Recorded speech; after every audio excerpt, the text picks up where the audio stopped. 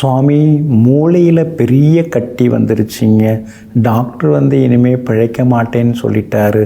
என் பிள்ளைய எப்படியாவது நீங்கள் காப்பாற்றுங்கன்னு கோயம்புத்தூர்லேருந்து பெற்றோர் தன்னுடைய மகனை கொண்டு வந்து அவருடைய காலிலே போட்டு கதறி அழுகிறார்கள். உடனே அந்த மகான் பெரிய சித்தர் அந்த மகனை பார்க்கிறார்.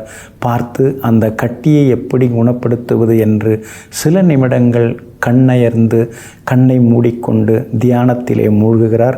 எந்த கர்ம வினையால் அந்த நோய் வந்தது, எந்த பாவத்தால் அந்த நோய் வந்தது அப்படிங்கிறத கண்டறிகிறார். கண்டறிந்து கையிலேருந்து சில பொருள்களை கொடுத்து சில மருந்துகளை கொடுத்து உடனே சாப்பிட சொல்கிறார். சாப்பிட்ட உடனேயே மறுநாளே அந்த கட்டியானது, மூளையில் இருக்கக்கூடிய கட்டியானது கரைந்து போகிறது. அதே மாதிரி தான் இன்னொரு நிகழ்வு. அருப்புக்கோட்டையிலிருந்து ஒரு 50 வயது பெண்மணி மூளையில் கட்டி அது அறுவை சிகிச்சை செய்தே ஆகணும். அப்படி செய்யலைன்னா பிழைக்கிறது கடினம். ஆனால் அறுவை சிகிச்சையில் பிழைக்கவும் வாய்ப்பு இருக்குது, பிழைக்காமல் போகவும் வாய்ப்பு இருக்குது. எதுக்கும் சாமியை கும்பிட்டு வாங்கன்னு மருத்துவர் அனுப்பி விடுகிறார். இந்த மகானிடம், இந்த சித்தரிடம் ஓடி அந்த பெண்மணி கண்ணீர் விட்டு கதறி அழுறாங்க. அங்கே அழுதுட்டு அந்த சித்தர் பீடத்தில் முட்டை போட்டுட்டு போகிறாங்க, வேண்டிக்கிறாங்க. எனக்கு தலையில் கட்டி இந்த முடியெல்லாம் அழகு இருந்து எனக்கு தேவையில்லை, இந்த முடி அழகு, இந்த கூந்தல் அழகு அதெல்லாம் எனக்கு தேவையில்லை. நான் சுவாமிக்கு காணிக்கையாக, சித்தருக்கு காணிக்கையாக நான் இந்த முடி கொடுத்து மொட்டை போட்டுக்கிறேன் அப்படின்னு சொல்லி மொட்டையை போட்டுட்டு போகிறாங்க. அதுக்கு பிறகு ஸ்கேன் பண்ணி பார்க்கும் பொழுது அவங்க மூளையில் கட்டியிருந்ததற்கான அடையாளமே இல்லாமல் போய்விடுகிறது. இப்படிப்பட்ட ஒரு அபார சக்தி வாய்ந்த சித்தர் யாருன்னா அருள்மிகு கோட்டூர் குருசாமி சித்தர் அவர்கள். ஆமாங்க, இந்த மகான் ரொம்ப ரொம்ப சக்தி வாய்ந்தவராக இருக்கிறாருங்க. அவருக்கு எப்படி இந்த சக்தி வந்தது? திடீர்னு சதுரகிரி மலைக்கு அவர் போயிட்டாருங்க. 40 வருஷம் அங்கே இருக்கக்கூடிய மகான்கள் சித்தர்களுக்கெல்லாம் சேவை செய்து கொண்டே அவரும் தியானத்தில் கடுமையாக மூழ்கியிருக்கிறார். அவ்வாறு அந்த சதுரகிரி மலையிலே கடுமையாக தவம் செய்த காலத்திலே அவருக்குன்னு ஒரு அற்புதமான சக்தியை இறைவன் கொடுத்திருக்கிறார். 40 வருஷம் சேவை செய்த பிறகு திடீர்னு சதுரகிரி மலையை விட்டு இறங்கி தன்னுடைய சொந்த ஊரான கோட்டூர் அப்படிங்கிற ஊருக்கு வந்துடுறாருங்க.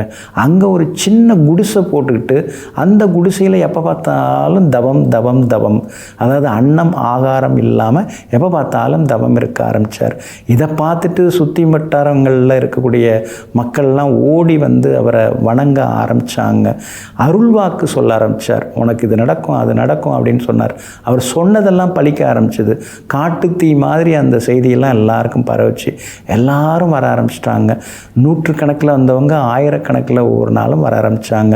நோய் அப்படின்னு சொல்லி யாராவது வந்தால் ஒரு மருந்து தயாரித்து கொடுப்பார். முக்கியமாக மஞ்சள் கிழங்கு இருக்கு இல்லைங்களா, அந்த மஞ்சள் கிழங்கு, அதுக்கடுத்து ஆமணக்கு எண்ணெய், கேஸ்டர் ஆயில், அந்த ஆமணக்கு எண்ணெய், இந்த ரெண்டையும் கொடுப்பார். அது எப்பேற்பட்ட நோயாக இருந்தாலும் அவர் கையால் கொடுக்கக்கூடிய அந்த மருந்தை சாப்பிட்டாங்கன்னா அந்த நோய்கள் எல்லாமே அவங்களுக்கு விலகி போயிடும். அது மாதிரி எல்லா வகையிலுமே அவர் செய்தார். ஒரு தீபமாக, ஒரு ஜோதியாக இறைவனுடன் அவர் கலந்து கொண்டார்.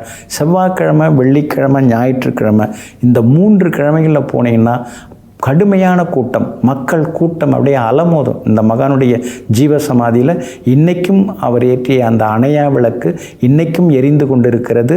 இந்த மகானுடைய ஜீவசமாதியில் பொங்கல் வைத்து வழிபடுறவங்க இருக்காங்க, முடி காணிக்கை கொடுக்குறவங்க இருக்காங்க, மாவிளக்கு போட்டு தீபம் ஏற்றுறவங்க இருக்காங்க.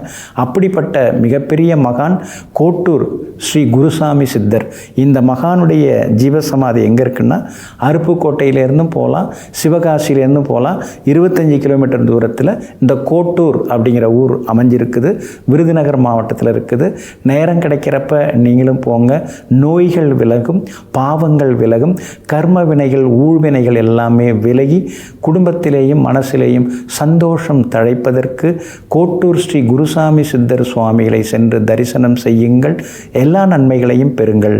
நெஞ்சிற்கினியவர்களே, குருவாரம் ஆகிய இன்றைய நாள் யோகிகள், மகான்கள், சித்த புருஷர்களின் அருளாசியால் வெற்றி திருநாளாக இன்றைய நாள் உங்களுக்கு அமையட்டும். மீண்டும் நாளை காலை சந்திப்போம். நன்றியுடன் உங்கள் ஜோதிட முனைவர் KP வித்யாதரன். வணக்கம்.